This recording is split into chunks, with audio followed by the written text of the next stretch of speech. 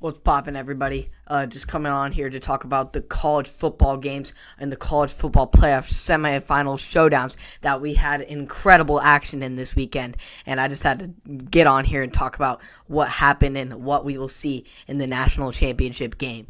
Starting off, we had number 1 Alabama trying to roll over number 4 Notre Dame in the Rose Bowl. The Rose Bowl has been moved and had been moved to Arlington.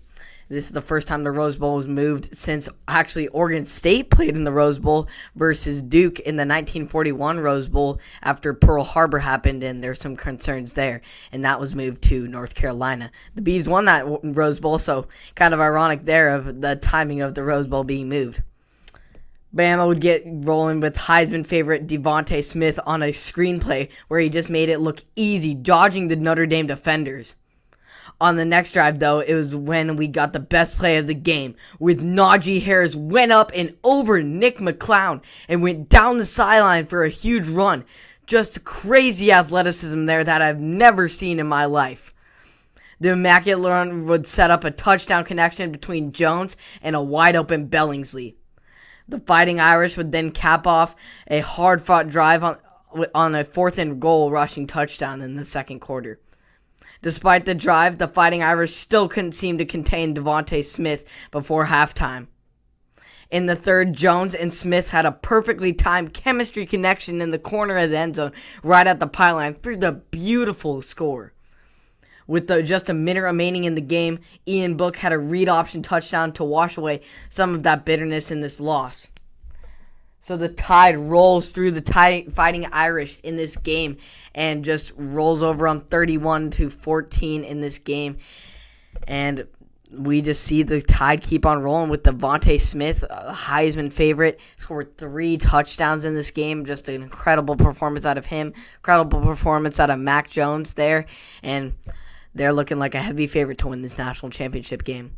But let's get on to their competitor in the next game between number 3 Ohio State, who had been super underscheduled, and a lot of teams, including Dabo Swinney, ranking the Buckeyes only number 11th in his coaching poll, and the number 2 Clemson Tigers, of course, and Dabo Swinney. So we'll see how this game turned out. The Buckeyes were looking to avenge their loss from last year in their bitter, just horrible loss when Justin Fields threw an interception at the end of the game that gave up the touchdown, and they gave up the interception and ultimately gave Clemson the win last year and just broke the Buckeyes' hearts. And Justin Fields said that motivated him and the team this whole offseason, and were determined to face this team again in this exact same scenario. So we'll see how it turned down.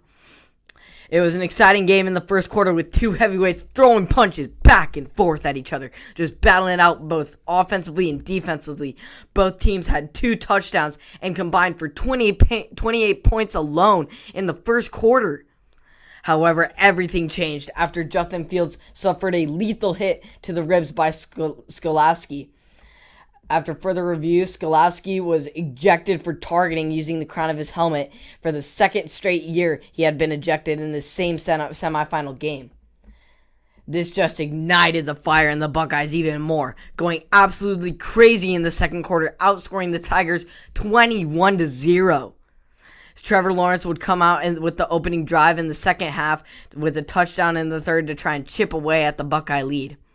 Yet Fields was still unstoppable in the pass game, throwing one 52 yards in the air to Olava for the crazy score in the third. And then he threw another 50-yard ball at the start of the fourth to Jamison Williams to cap off the historic 385-yard, 6-touchdown performance. Ohio State's defense then took care of the rest of Clemson in this game, holding the prolific offense to just 28 points, despite Trevor Lawrence's incredible 400-yard passing performance. So the Buckeyes get the revenge, dominant 49-28 victory. Incredible revenge win, and so sweet revenge for the Buckeyes in this game. Said it motivated them all season. Incredible perseverance through Justin Fields battling through that injury. Incredible performance out of him. And just these Buckeyes are coming in as the underdog by every team across the country saying they shouldn't have been there. Well, they should have been there. They took down that prolific offense, and Trevor Lawrence, who this is only his second loss in his college career, So just an incredible win for the Buckeyes. I am so happy for them, and we'll see if they can be the first 3 seed in the college football playoff era to take down the 1 seed in the national championship. So we'll see how this turns out. So thank you for tuning in to learn about what happened this incredible college football playoff weekend, and you can tune into the national championship game between number 1 Alabama and number 3 Ohio State on Monday the 11th. So make sure to mark your calendars because it's going to be a good one. So thank you, and I'll see you all on Monday.